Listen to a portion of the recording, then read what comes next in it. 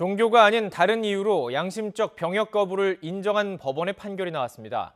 비폭력, 평화주의 같은 신념을 병역 거부의 정당한 사유로 인정한 것입니다. 자세한 내용 취재기자 연결해서 알아보겠습니다. 이경국 기자.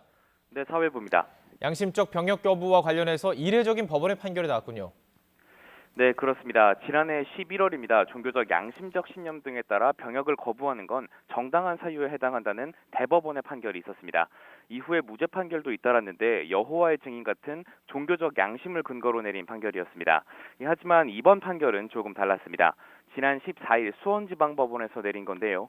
28살 A씨는 지난 2016년부터 지난해까지 11차례에 걸쳐 예비군 훈련에 불참해서 기소가 됐습니다.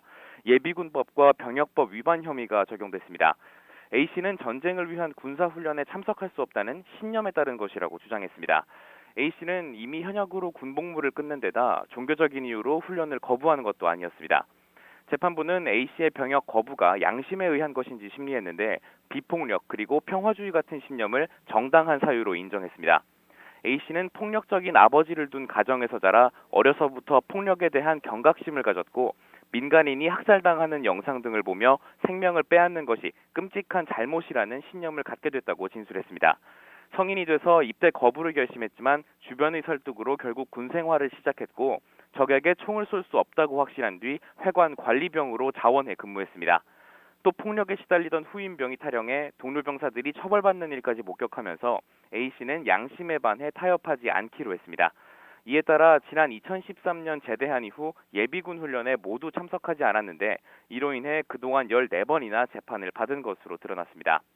안정된 직장을 구할 수 없어 일용직 노동자로 일하며 생계를 유지해온 A씨.